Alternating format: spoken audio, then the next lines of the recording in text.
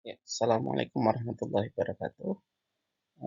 Hari ini kita akan membahas tentang praktikum anatomi modul saraf jiwa. Ya, eh, pertama-tama kita mengenali dulu tentang basis kranii, di mana basis kranii ini dibagi menjadi 3 bagian besar, yaitu fossa anterior, fossa media, dan fossa posterior. Pada daerah fossa anterior, kita dapat menemukan beberapa bangunan. Di antaranya, kalau misalnya kita lihat ini, ada garis batas tegas tulang yang ada di tengah-tengah cekungan. Ini disebut dengan crista galli. Sedangkan di bagian lateralnya, kanan maupun kiri, dapat lubang-lubang halus, di mana lubang-lubang halus ini disebut sebagai foramina cribosa atau lamina et foramina cribosa, di mana lubang-lubang kecil ini nanti akan dilalui oleh filamen-filamen dari nervus uh, ophthalmicus, ya, nervus 1, yang nanti akan masuk ke rongga hidung, pada kavitas superior dari rongga hidung. Selanjutnya, kita lihat mundur lagi ke belakang. Kalau misalnya kita lihat mundur ke belakang, nah ini kita lihat di sini kanan kiri ini merupakan lubang tempat dilaluinya nervus opticus yang disebut dengan canalis nervus opticus.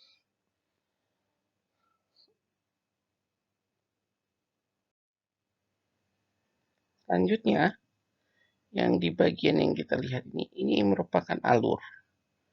Jadi nanti dari nervus opticus dia akan berjalan ke posterior.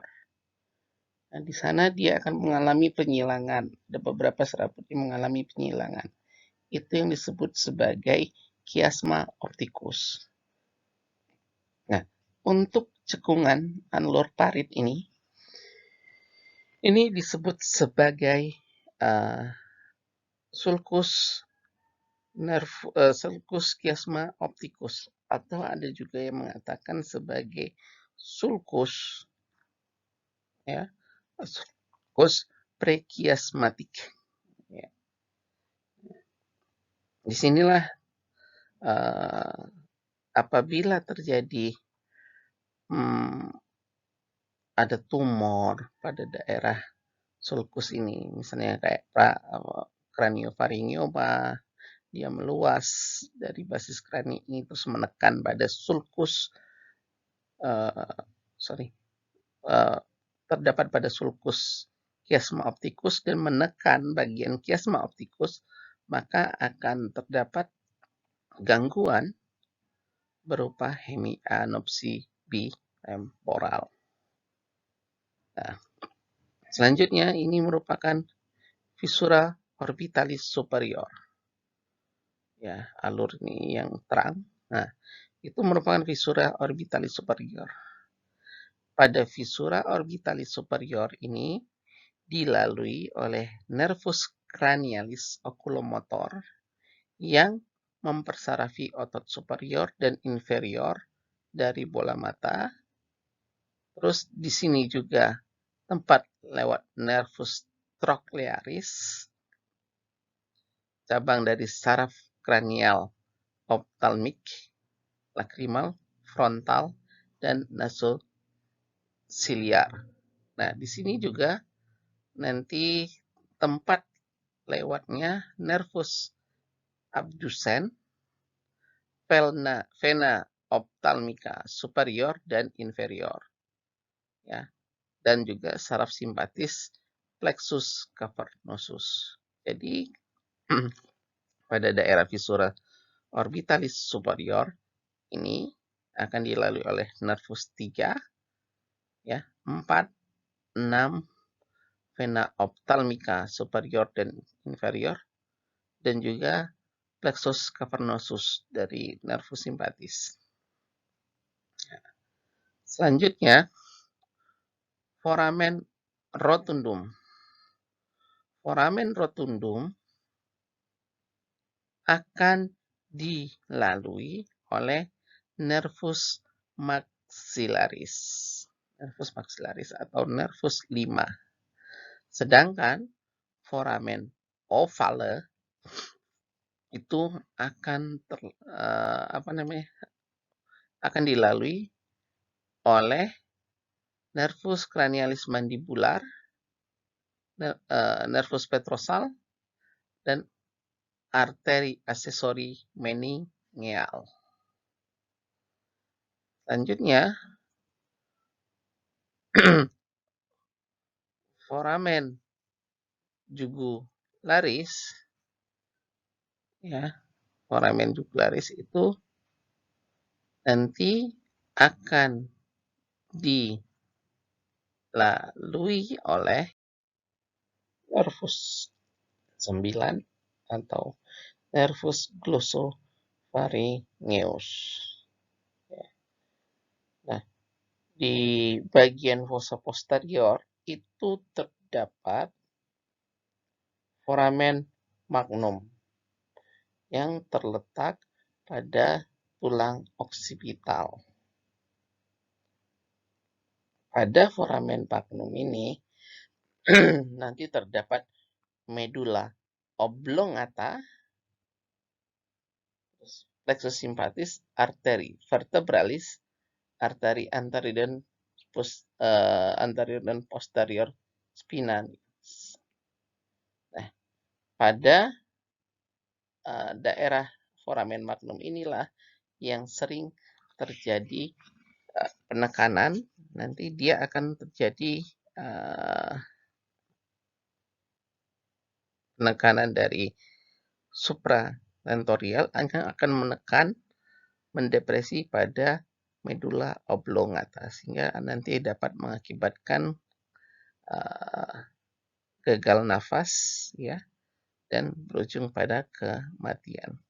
Herniasi, apabila terjadi herniasi pada medula oblongata nanti akan tergencet atau tertekan, ya. Oke. Ya, selanjutnya kita lihat di sini pada bagian tengah otak kita dapat mengenali beberapa bagian.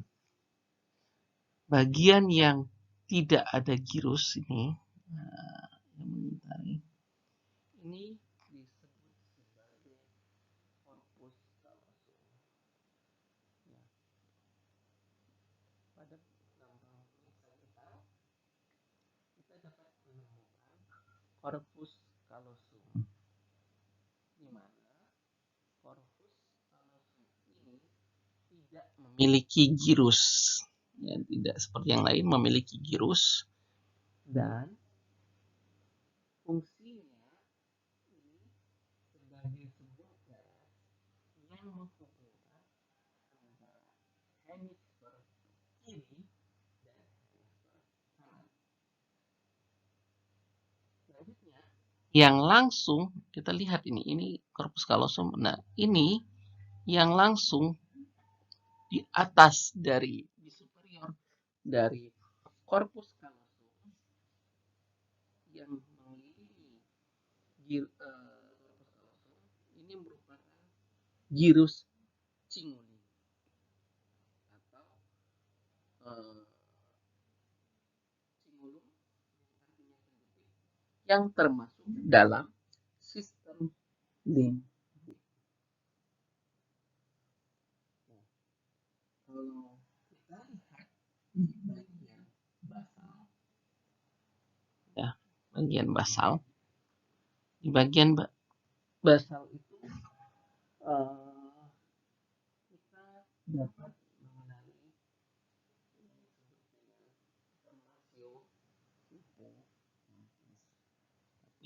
ini banyak yang terpotong, ya, sehingga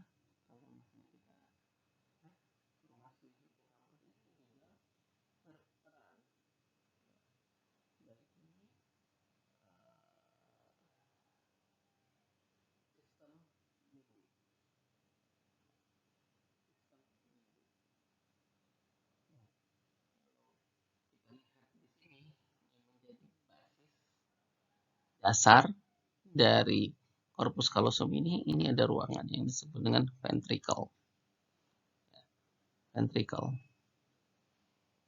Nah, kalau misalnya kita lihat ke belakang, ini kalau misalnya alur ini disebut sebagai sulcus calcaneus yang nanti berfungsi pada area optik primer.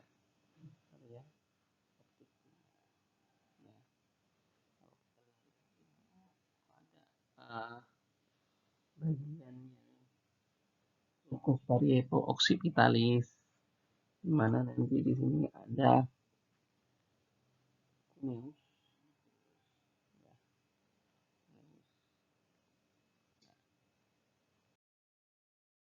Nah, ini kalau misalnya kita lihat lagi, kalau ini cinguli, corpus callosum, ventricle, di sini masih ada sisa-sisa, ini adalah sisa-sisa dari nervus 1.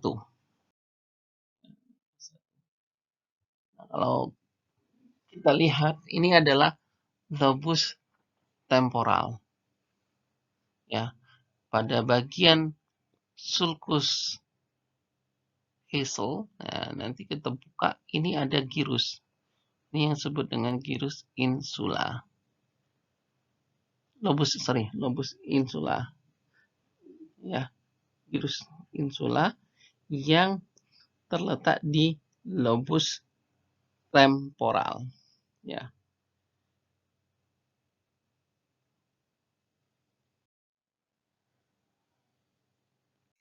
Ya, kita lihat di sini untuk perdarahan.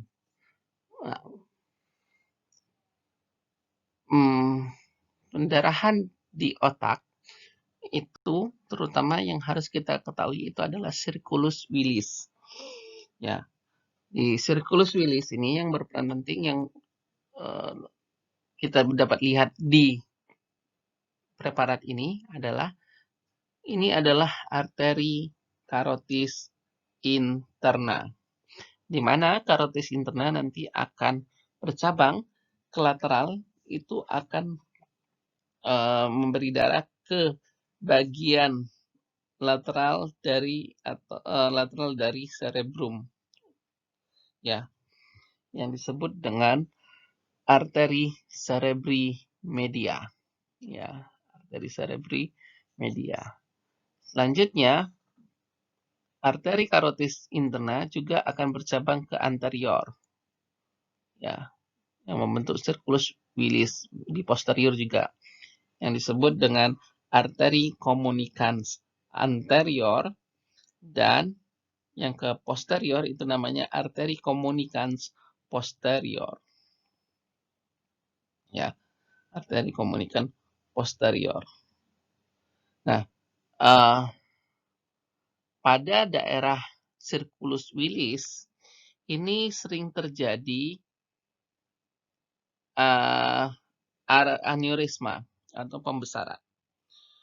Aneurisma yang terjadi yang paling sering itu adalah arteri komunikan anterior. Yang paling sering terjadi aneurisma. Selanjutnya diikuti yang paling sering yaitu arteri karotis interna, dan juga sekitar 20% itu arteri komunikan posterior dan arteri cerebri media.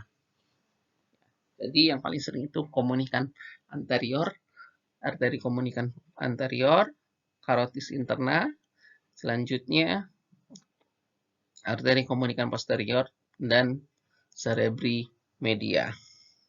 Ya. Nah, sering juga terjadi perdarahan pada daerah basal cerebri yang diakibatkan adanya pecahnya aneurisma dari arteri basalis. Ya, arteri basalis. Nah, pada kejadian stroke seringkali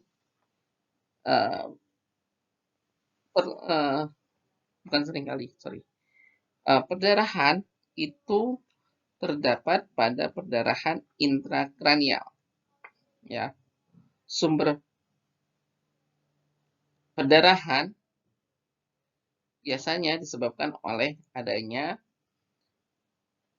hemorrhagic intracerebral akibat rupturnya pembuluh darah arteri yang disebabkan oleh tekanan darah yang tinggi. Jaringan otak yang lunak hanya mampu melawan tekanan kecil, sehingga dapat terjadi perdarahan masif di dalam otak. Nah, yang paling sering terkena ini adalah cabang dari arteri cerebri media. Ya, cabang dari arteri cerebri media. Ya. Kalau apa yang paling sering yaitu arteri lenticostriata. Arteri lenticostriata akan menyebabkan infark pada daerah kapsula interna yang akan merusak jaras piramidal yang dilaluinya. Nah, jika di daerah distal lesi jaras piramidal gagal berfungsi karena mengalami kerusakan, maka akan mengakibatkan lesi berupa upper motor neuron dengan ciri kelumpuhan spastik ekstremitas pada bagian tubuh yang terletak pada kontralateral. Ya, pada daerah kontralateral. Kalau kita lihat lagi, ya, bagaimana struktur dari basis kranii. Di sini ada nervus cranialis dan juga circus willis. Nah, kalau kita lihat ya dari perdarahan ini merupakan yang nomor 4 ini merupakan arteri karotis. Ya, arteri karotis. Ya, sedangkan yang nomor 3 itu merupakan arteri komunikan posterior. Arteri komunikan posterior. Yang kalau kita lihat ini, ya, ini arteri komunikan posterior. Arteri komunikan posterior akan berhubungan dengan daerah nomor 2 yang disebut dengan arteri cerebri posterior, vas precomunicalis. Ya. Ya. Di bagian posterior itu kita lihat dari bawah sebenarnya nanti ada 2 arteri vertebralis yang nanti akan menyatu membentuk satu di bagian tengah yaitu arteri basilaris. Ya, ini arteri basilaris. Cabang dari arteri basilaris ini salah satunya adalah ke daerah cerebelli. Ya, yang bentuknya besar. Kalau kita lihat cabangnya, ini yang besar ini masuk itu ke belakangan. Ini tembus ke belakang. Ini akan memperdarahi bagian cerebelli atau otak kecil yang disebut dengan arteri cerebelli superior. Arteri cerebelli superior. Ya. Kita lihat lagi, ada bagian-bagian dari otak yang di sini kita lihat ini adalah bagian dari medulla oblongata. Kalau kita lihat ini ada visura anterior, mediana anterior, ya. Dan di sini juga ada piramis, kanan kiri ini piramis. Sedangkan yang bagian atas bulat bundar ini adalah daerah pons. Pada daerah pons ini nanti akan keluar beberapa saraf kranialis.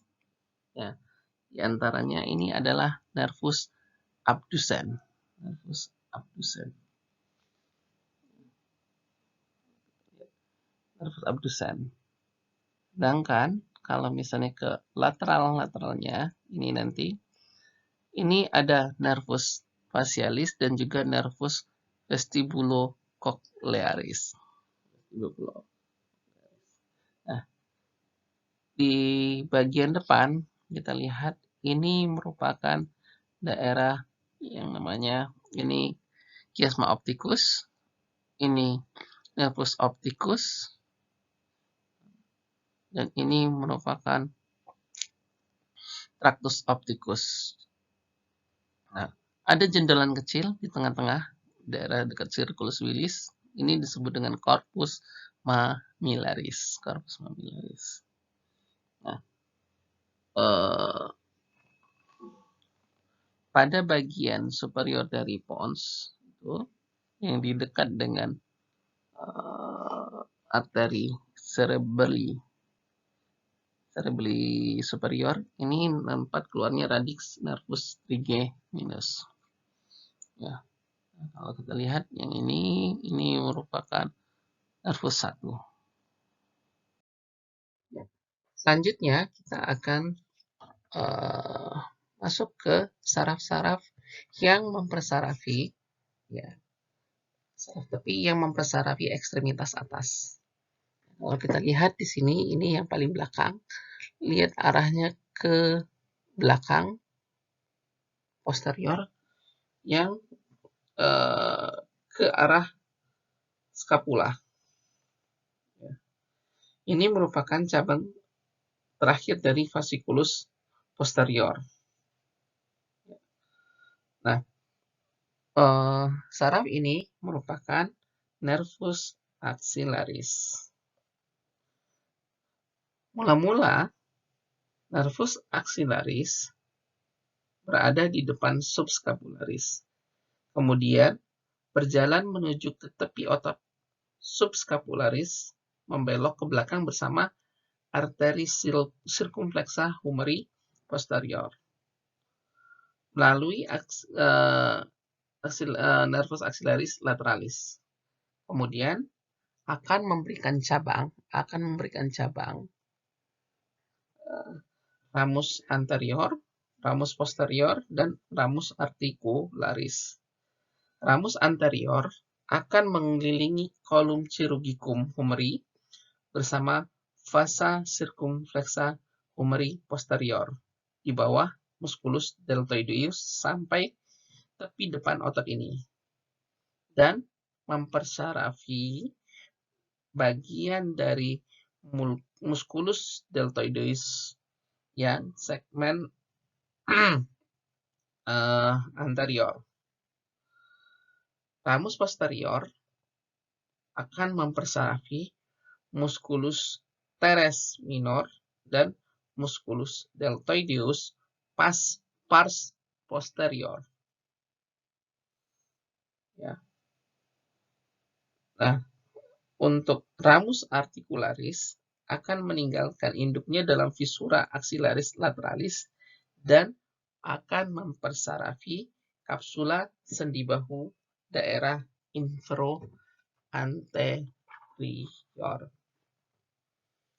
Selanjutnya kita ke nervus musculocutaneus. Ini yang ada di atasnya ya. Musculocutaneus. Nervus musculocutaneus itu dapat berasal dari fasciculus lateralis plexus brachialis dan bisa dari radix lateralis nervus medialis. Nervus musculocutaneus ini kalau kita lihat dia menembus musculus coracobrachialis dan berjalan miring di antara musculus brachialis dan musculus bicep brachii. Ya, bicep brachii. Kalau di dalamnya musculus brachialis, nanti dia akan berjalan miring di antara musculus brachialis dan musculus bicep brachii menuju sisi lateral lengan. Sedikit di atas sendi siku, dia akan menembus fascia brachii dan menerus pada lengan bawah sebagai nervus cutaneus antebrachii lateralis. Ya. Selanjutnya, nervus yang paling panjang. Kalau kita lihat di sini, ini dari awal pangkal sampai ke belakang, ke bawah. Dan dia berada di tengah. Ini merupakan nervus medianus. Nervus medianus ini berasal dari fasciculus lateralis ya, dan medialis. Dari plexus brachialis. Dari medulla spinalis segmen C6, 7, 8, dan torakal 1. Mula-mula dia terletak di sebelah lateral dari musculus brachialis. Selanjutnya, dia akan terletak di sebelah medial dari arteri brachialis di belakang laceratus fibrosus. Nah, nanti dia akan memberikan cabang-cabang. Kalau di daerah atas sendi siku, dia lihat lurus saja, tidak memiliki cabang. Ya. Tapi pada lengan bawah, lihat dia sudah mulai ada cabang. Nah, pada lengan bawah ada ramus articularis untuk sendi siku. Ini kan daerah dekat sendi siku, dia sudah ada cabang ramus articularis. Ada ramus muscularis, di mana dia akan meninggalkan nervus medianus induknya pada dekat sendi siku dan akan mempersarafi otot-otot superficial antara lain musculus pronator teres, flexor carpi radialis, musculus palmaris longus, musculus flexor digitorum sublimis. Di bagian di tengah-tengah tulang nanti ada namanya nervus interosseus anterior. Ini merupakan dipercabangkan pada permukaan posterior dari nervus medianus pada fossa cubiti. Turun ke bawah di depan membrana interossea bersama arteri interossea anterior dan terletak di belakang musculus pronator quadratus. Ya. Dan terakhir nanti di daerah lengan dia akan bercabang menjadi ramus palmaris nervus medianus. Ini merupakan cabang kutan menembus fascia antebrachii dan menyilang retinaculum flexorum untuk mencapai palmar manus. Untuk di daerah tangan, nervus medianus akan memberikan cabang-cabang terminalnya dalam bentuk ramus muscularis, ramus cutaneus, ramus articularis, serta mempersarapi pembuluh darah. Ya. Untuk ramus cutaneus itu disebut juga ramus digitalis palmaris communis, berjumlah 5. 3 cabang. Yang pertama mempersarapi kedua sisi ibu jari dan sisi lateral jari telunjuk atau digiti 4. Nah, itu 3 cabangnya. 2 sisi ibu jari dan 1 sisi lateral dari jari digiti 4. Sedangkan 2 cabang sisanya di antara sela jari digiti 2-3 dan digiti 3-4 akan pecah menjadi rami digitalis palmaris proprii yang mempersarapi sisi medial dari digiti 2, sisi lateral dari digiti 3, sisi medial dari digiti 3, dan sisi lateral dari digiti 4. Nah, selanjutnya, nervus ulnaris. Nah, ini nervus ulnaris yang panjang. Nah, ini merupakan nervus ulnaris. Nervus ulnaris ini berasal dari fasciculus medialis plexus brachialis. Ia mengandung serabut cervicalis 8 sampai torakal 7. Di daerah aksila, nervus ulnaris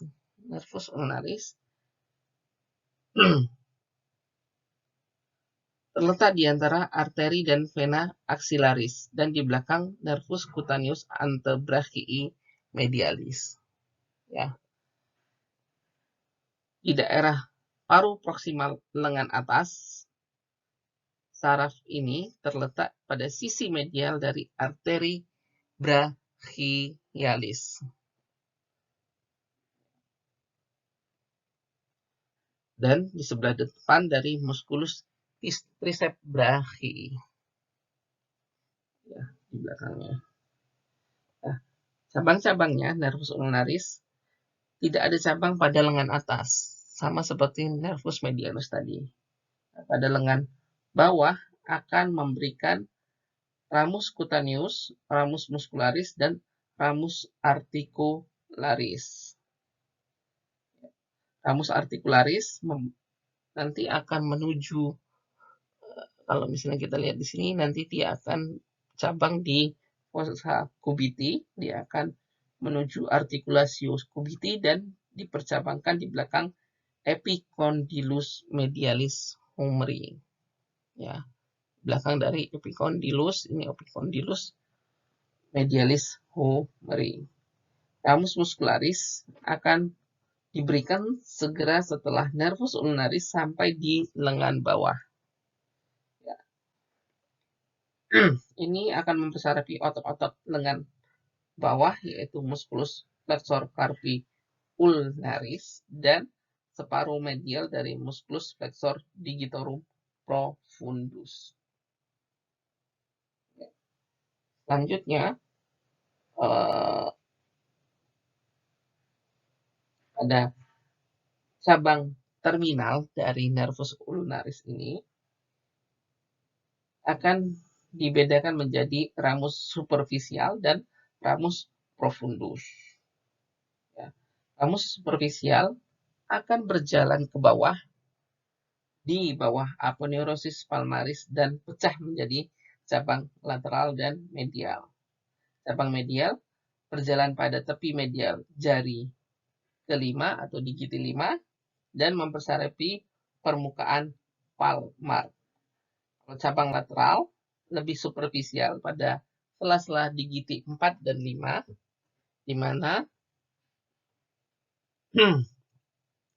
terletak bersama-sama dengan musculus lumbricalis 4 dan pembuluh darah yang senama di depan ligamentum metacarpi palmaris. Ya, dia akan mempersarapi di antara sela-sela digiti 4 dan 5. Sedangkan ramus profundus dari cabang terminal nervus ulnaris, fungsi utamanya adalah mempersarafi otot. Nah, setelah memisah dari ramus superficialis dan berjalan profundal antara musculus flexor digiti minimi dan musculus abductor digiti minimi, mempersarapi kedua otot digiti minimi, abductor digiti minimi, dan flexor digiti minimi. Ya. Ya, selanjutnya ini ada kalau misalnya kita lihat sarafan yang besar ini menuju ke sisi lateral. Ini merupakan nervus radialis. Berasal dari fasciculus posterior, plexus brachialis, mengandung serabut spinalis segmen C5 sampai torakal 1. Nah, dia terbentang dari fossa axillaris menyilang ke belakang humerus, ya, menyilang ke belakang humerus sampai pada artikulasio cubiti, berjalan ke lengan bawah, tertutup oleh musculus brachioradialis. Nah, setelah mengikuti arteri radialis, ini merupakan arteri radialis ya. Nah, ini setelah mengikuti arteri radialis pada sepertiga lengan tengah bawah, kemudian ia berjalan di bawah tendo musculus brachioradialis dan menembus fascia antebrachii pada permukaan lateral sepertiga distal lengan bawah, terakhir sebagai ramus cutaneus.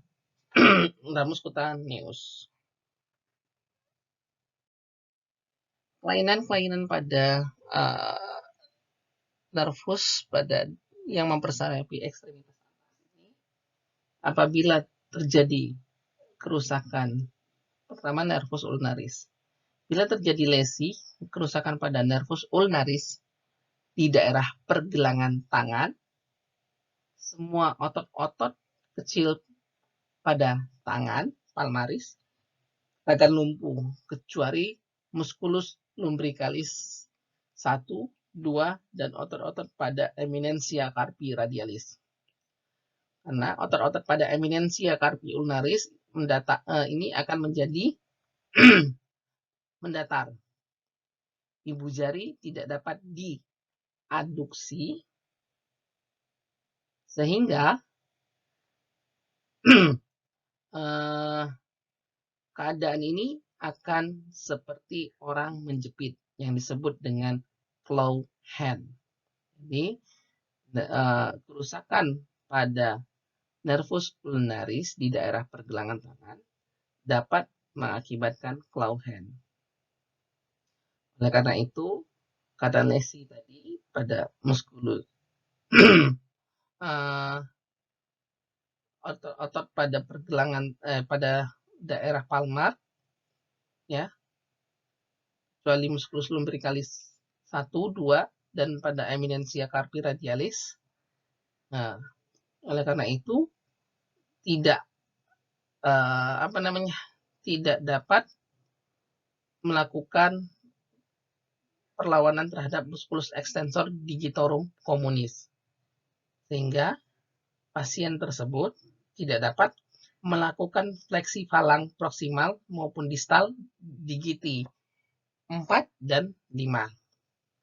tidak dapat melakukan adduksi dan abduksi jari-jari dalam keadaan ekstensi. Tidak dapat melakukan adduksi ibu jari, adduksi abduksi dari digiti 5 juga, dan tidak dapat mengkontraksikan muskulus flexor carpi ulnaris. Ya. Bila terjadi lesi setinggi siku pada nervus ulnaris, maka muskulus flexor digitorum profundus juga ikut melemah. Akibatnya apa? Fleksi pergelangan tangan, deviasi ke arah radial. Ya. Jadi karena lumpuh, maka terjadi fleksi atau deviasi ke arah radial. Dalam keadaan ini, digiti 4 dan 5 akan ekstensi berlebihan pada artikulasio metokarpophalangeal. Sehingga palang terdistal menjadi fleksi. Oleh karena adanya otot flexor yang panjang yang dipersarapi oleh nervus medianus yang tak dapat diimbangi oleh musculus lumbricalis dan musculus interossei. Ya. Selanjutnya, apabila terjadi lesi pada nervus medianus, ya, setinggi pergelangan tangan, ya, maka pada sisi palmar akan kehilangan sensasi pada kulit permukaan volar digiti 1, 2, dan 3, dan permukaan dorsal dari jari digiti 1 sejauh palang terdistal digiti 2 dan 3 pada 2 palang terakhir. Nah, di sini juga akan terjadi kelumpuhan otot-otot pada eminensia carpi radialis. Sehingga nanti akan terjadi digiti 1 menjadi sebidang dengan palmar manus. Artinya tidak ada terjadi atrofi otot. Ya. Jadi atrofi otot. Apabila terjadi jeratan pada retinaculum flexorum yang menjerat atau menekan nervus medianus, ini akan mengakibatkan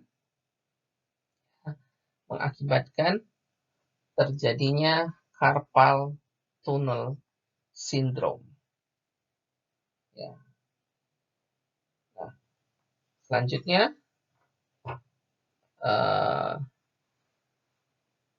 apabila nervus radialis, apabila terjadi lesi, ya, nervus radialis pada lengan bawah, maka tidak ada otot-otot yang terpengaruh, tapi akan kehilangan sensasi pada area dorsum manus di antara digiti 1 dengan digiti 2.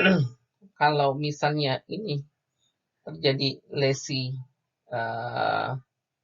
nervus radialis ini tambah luas dan menyebabkan nervus cutaneus antebrachii posterior juga tertekan, ya, setinggi, kalau misalnya terjadi jeratan pada setinggi fossa spiralis humeri, ini akan menjadi kerusakan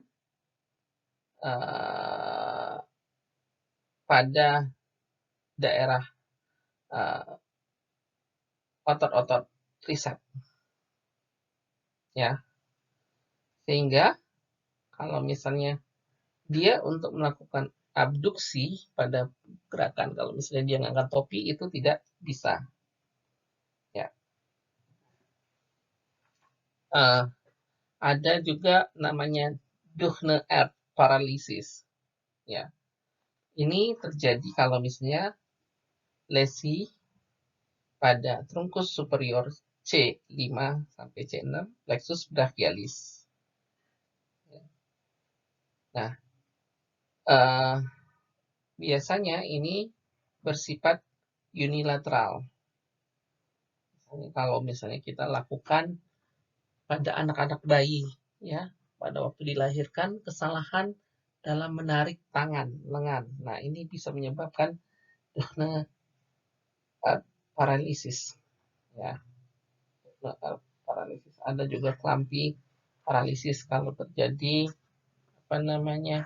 kerusakan pada trunkus inferior dari plexus brachialis.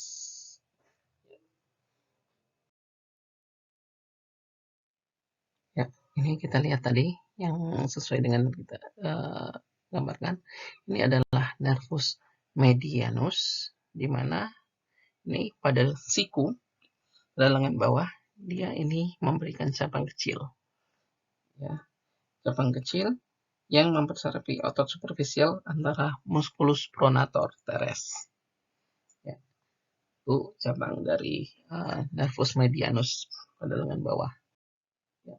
Selanjutnya yang pada bagian lateral ini merupakan lateral cutaneous nervus cutaneous lateralis, ya, merupakan cabang yang karena ini di lengan bawah, ini merupakan cabang terminal dari musculus cutaneus. Pada regio antebrachii kita lihat ini merupakan cabang superficialis dari nervus radialis, ya. Kalau di sisi medial, ya, sisi medial ini kita lihat ini ke belakang ke belakang ke posterior dari epicondylus lateralis, di mana pada posterior dari epicondylus itu terdapat sulcus ulnaris. Nah, ini merupakan tempat alur dari nervus ulnaris. Kalau kita lihat dia berarah ke belakang, merupakan nervus ulnaris. Ya. Kalau kita lihat dari sisi sebelah, gambar selanjutnya ini merupakan tadi yang sama dengan ini merupakan nervus cutaneus lateralis yang merupakan cabang terminal dari musculus cutaneus. Ya. Selanjutnya pada di daerah belakang ke posterior dari epicondylus medialis ini ganti merah. Ini merupakan nervus ulnaris, ya. Nervus ulnaris. Nah, di mana letak dari nervus medianusnya? Nervus medianus terletak di sini, ya. Ini adalah nervus medianus. Ya, jadi harus bedakan kalau yang ini kan bentuknya seperti tabung. Nah, ini adalah arteri. Dan ini merupakan nervus medianus. Nah, di sini nanti dia akan bercabang nervus medianusnya. Yang ke depan ini medianus yang ke depan pada fossa cubiti ini menembus musculus pronator teres, itu merupakan ramus muscularis. Sedangkan yang ke belakang ini kan ada yang ke belakang. Yang ke belakang ini merupakan nervus interosseus posterior, ya, yang dipercabangkan pada permukaan posterior dari nervus medianus pada fossa cubiti. Dari nervus medianus. Ya. Selanjutnya kalau kita lihat ini adalah sisi radial, ini sisi ulnar. Nah, di sini ini ada cabang kecil dari nervus radialis yang disebut dengan nervus radialis superficialis. Sedangkan kalau misalnya nervus radialis yang sebenarnya ini adalah yang ini. Yang ini nervus radialis superficialis, ini nervus radialis. Nah, di belakang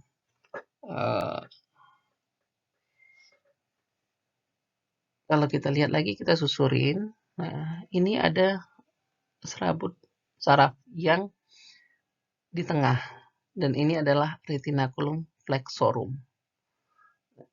Dia di belakang. Ini merupakan nervus medianus, ya, nervus medianus. Ini tadi lanjutan dari nervus radialis. Nah, nervus medianus. Selanjutnya pada sisi ulnar, ini kalau misalnya kita lihat pada sisi ulnar ini terdapat nervus ulnaris, ya, nervus ulnaris. Kalau kita lihat dari atas, ini dia ke belakang, ke posterior dari epicondylus medialis, nanti dia akan menembus ke anterior lagi. Jadi dia ke posterior, selanjutnya ke anterior kembali. Nah, kalau kita buka lagi, nah nanti kita akan terlihat di sini ada ini nervus ulnaris, terus nanti dia nervus ulnarisnya ke depan. Nah, di sini kita lihat tadi ada cabang, ini merupakan cabang superficial dari nervus radialis, dan ini yang di belakang ini merupakan cabang profundal, ya, cabang profundal dari nervus radialis, ya. Ini nervus radialisnya. Nervus radialis, ya. Nervus radialis ada cabang profundal yang ke posterior, dan ke permukaan itu cabang superficial dari nervus radialis. Ya. Selanjutnya kita ke ekstremitas posterior ke bawah. Nah, di trigonum femoralis, ya, musculus trigonum, di sini terdapat trigonum femoralis yang merupakan sisi-sisinya, batas-batasnya di atas itu merupakan ligamentum inguinalis, di lateral itu merupakan sisi medial dari musculus sartorius, dan sebelah medial itu merupakan tepi lateral dari musculus adductor. Ya, ini musculus adductor. Ya, pada trigonum ini terdapat nervus femoralis. Ini merupakan nervus femoralis yang berjalan bersama nervus arteri vena femoralis. Nervus femoralis ini merupakan saraf terbesar untuk otot paha bagian depan. Nanti akan memberikan rami articularis untuk articulatio coxae dan articulatio genu. Ya. Mempunyai ramus cutaneus mempersarafi fasies anteromedial femur, regiofemur, uris, dan kaki. Nah, nervus femoralis ini berasal dari pars posterior ramus primarii anterior nervus lumbalis 2, 3, dan 4. Kemudian nanti dari ramus primari anterior nervus lumbalis 2, 3, dan 4 muncul pada substansia musculus psoas major. Dan dia terletak di belakang nervus obturatorium. Berjalan miring ke arah inferolateral melalui musculus psoas major dan sampai ke tepi lateralnya di bawah crista iliaca. Melanjut ke bawah di antara musculus psoas dan iliacus, musculus iliacus, dan sampai pada daerah paha di belakang ligamentum inguinalis. Nah, di belakang ligamentum inguinalis, di sebelah lateral dari vagina femoralis serta vasa femoralis. Nah, di dalam di trigonum femoralis kemudian akan memecah menjadi beberapa cabang. Nah, cabang-cabang dari femoralis yang pecah pada trigonum femoralis itu ada ramus muscularis, ramus articularis, ramus cutaneus, dan cabang-cabang yang mempersarapi pembuluh darah. Ya, kita lihat, ya, ini merupakan nervus femoralis. Nervus femoralis, kalau kita buka musculus sartorius, ya, dan juga ya musculus sartorius kita buka, kita akan melihat cabangnya. Nah, cabang ke bawah yang masuk ke kanalis adductorius hunteri itu merupakan ini yang tipis ini merupakan nervus saphenus. Nah, nervus saphenus ini merupakan percabangan dari nervus femoralis yang turun dalam trigonum femoralis dan masuk ke kanalis adductorius hunteri. Dia berada di sebelah lateral dari vasa femoralis. Ya, ini vasa femoralis ini di sebelah lateralnya. Nah, nanti dia akan memberikan cabang menuju plexus subsartorius, dan nanti dia berjalan miring menyilang fasies anterior dari arteri femoralis, dan dia terletak di depan musculus adductor manus.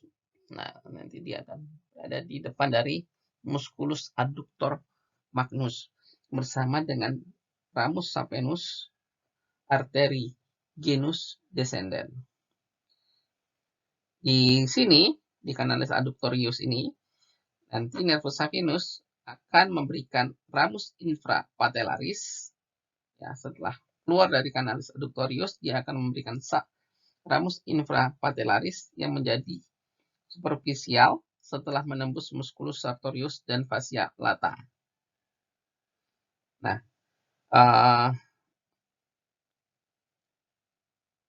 nervus saphenus ini akan memberikan cabang pada sendi patella, yang nanti dia akan mengadakan hubungan dengan plexus patellaris. Nervus saphenus terus akan berjalan ke bawah sejajar dengan vena sapena magna pada sisi medial cruris dan lewat di sebelah depan malleolus medialis. Kemudian berakhir mempersarafi kulit dan fascia yang menutup permukaan separuh medial cruris serta bagian kecil dari dorsum pedis.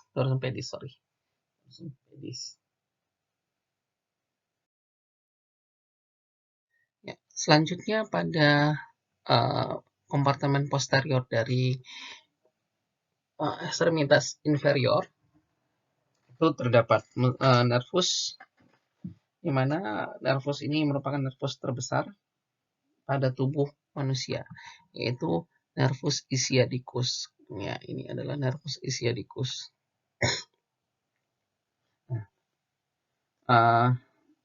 Nervus ischiadicus ini dapat berupa bentuk suatu tungkus, tapi dapat merupakan gabungan dari nervus tibialis dan saraf yang menuju otot hamstring di sebelah medial dan nervus peroneus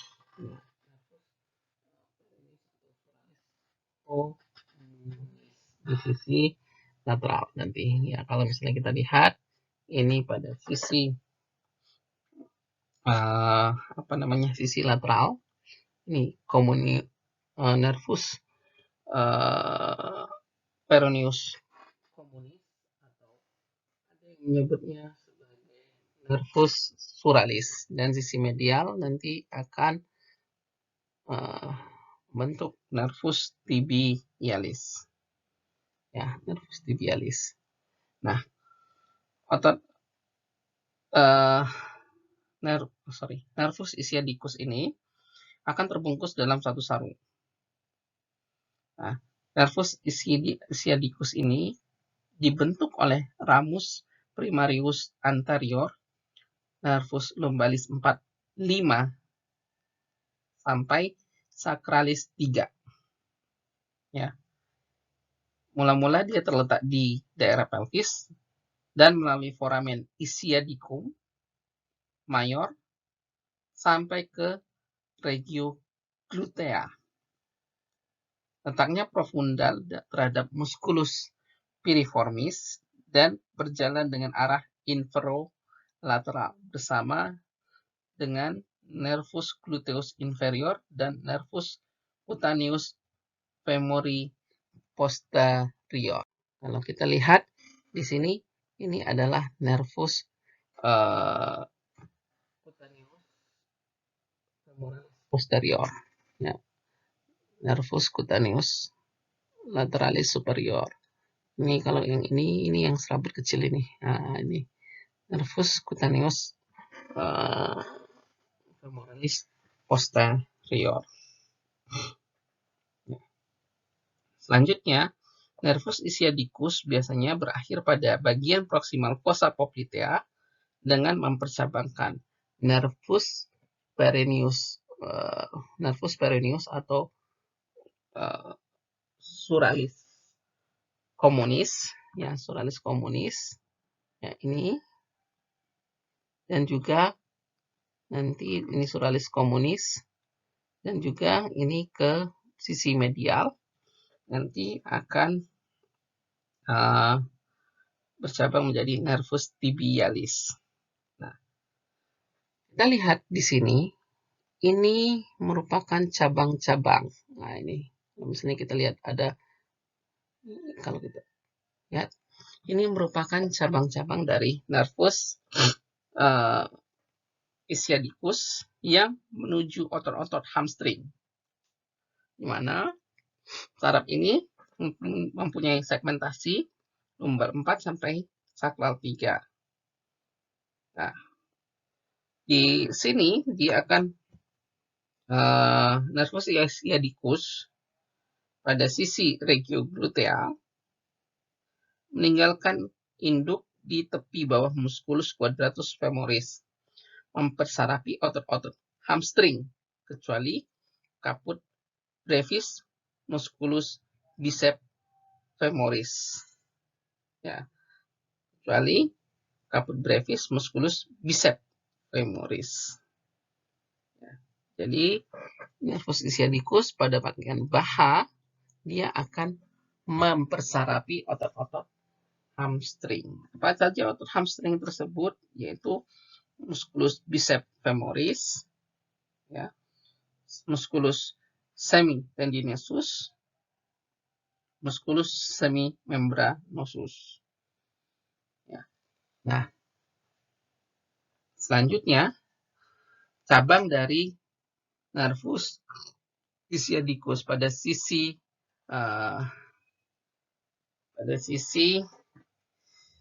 lateral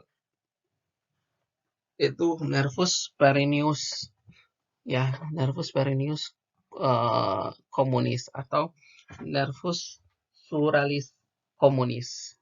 Ya, kalau kita lihat ini yang warna kuning, ya, dia ke kanan, ke sisi lateral, ini juga ke sisi lateral, kelihatan ya. Nah, apa ya warna biru? Ya, ini ke sisi lateral, terus ini juga ada yang ke sisi lateral. Nah, ini merupakan nervus perennius communis atau nervus suralis communis.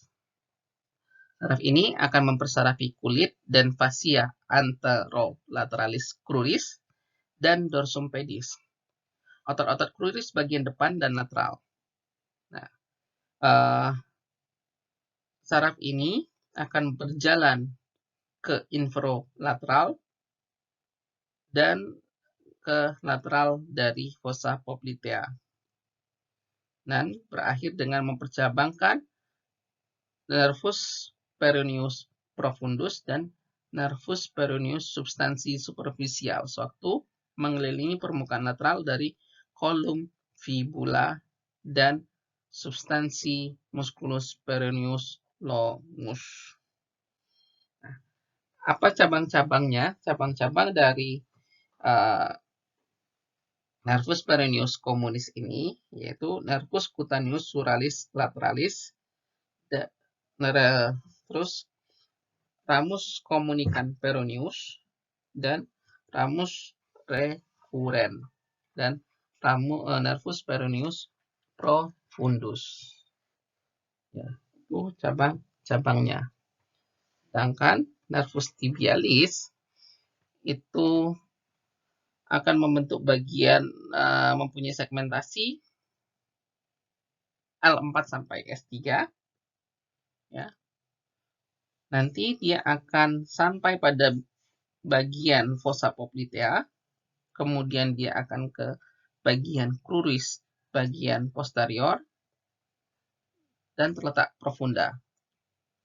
Nah, dia akan nervus ini akan tertutup oleh musculus semimembranosus, kemudian masuk ke fossa poplitea, terus masuk, kita lihat ini dia masuk ke dalam.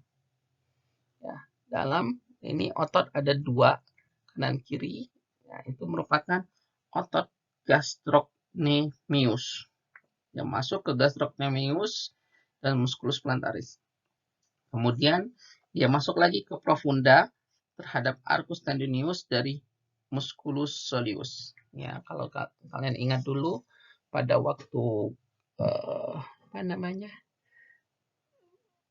Pada waktu muskulo, ya, bagian otot betis itu, bagian luarnya superficial, bagian posterior itu adalah musculus gastrocnemius, masuk ke dalam nanti ada musculus soleus. Nah, dia nanti akan memberikan cabang-cabang di daerah fossa poplitea. Itu ada ramus articularis, ramus muscularis, ramus cutaneus, dan pada daerah-daerah cruris juga nanti akan memberikan cabang ke ramus muscularis, ramus cutaneus. Ya. Cabang terminalnya apa? Cabang terminalnya itu adalah nervus plantaris medialis dan nervus plantaris lateralis. Ya.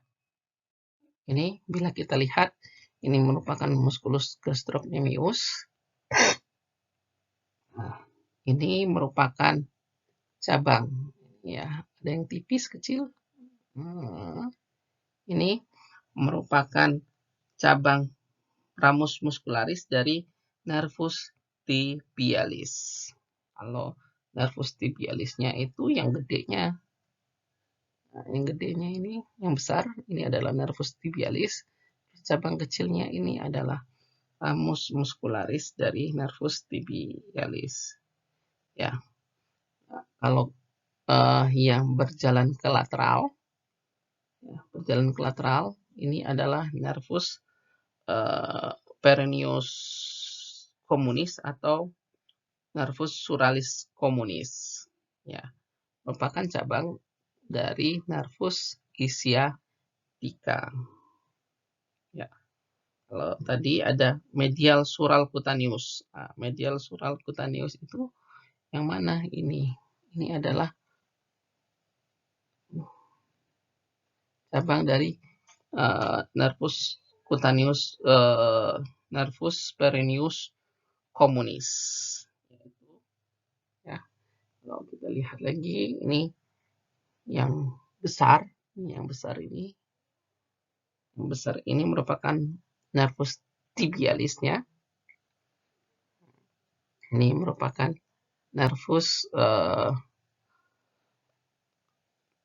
peroneus communis atau suralis communis. Ya. Nah, selanjutnya kalau kita lihat di sini, ini merupakan cabang medial dari nervus ischiadicus, yaitu nervus tibialis. Nah, ini sampai ke sisi medial, malleus medialis. Nah, ini sepanjang ini merupakan nervus tibialis. Dan dia akan memberikan cabang-cabang. Ya, ini kita lihat nervus tibialis, terus dia ada cabang-cabang. Ini merupakan cabang-cabang ramus muscularis dari nervus tibialis. Sedangkan yang ini pada sisi lateral, ini merupakan nervus suralis atau peroneus communis. Ya, kita lihat dari sisi lateral. Nah, sisi lateral ini kita lihat ada nervus suralis yang berjalan dari belakang, ya. Nervus suralis kan ini kan dari belakang, dia nanti akan menembus ke depan, ya. Menembus ke depan, ini merupakan nervus suralis. Nanti dia akan berakhir ke cabang-cabang cutaneus, ya, cabang cutaneus. Kalau kita lihat ini yang tipis cabang cutaneusnya, terus dia nanti akan ini nih yang tanda panah ini, ada yang hitam-hitam itu adalah arteri, vena. Nah, di belakangnya yang agak putih itu merupakan cabang cutaneus dari nervus suralis. Ya. Nah, selanjutnya kalau kita lihat di sini, nah ini merupakan nervus suralis superficialis atau nervus peroneus superficialis. Sedangkan cabangnya itu ada dua, yaitu cabang medial, ada yang cabang lateral. Yang mana cabang medialnya ini kan ada dua cabang nih. Yang ini merupakan cabang medial, ini cabang medialnya, dan ini adalah cabang lateral dari nervus peroneal superficialis. Ya. Nah, itu mungkin praktikum kita untuk kali ini. Oh ya, untuk kelainan-kelainan pada nervus nervus ischiadica ini dapat berupa kalau misalnya kita terjadi lesi pada nervus ischiadicus, dapat mengakibatkan kalau misalnya dalam pemeriksaan fisik, terutama kalau misalnya kita lihat pemeriksaan fisik pada gaya berjalan, lesi pada nervus ischiadica akan memberikan gambaran berupa antalgic gait. Ya, bagaimana bagaimana cara jalan antalgic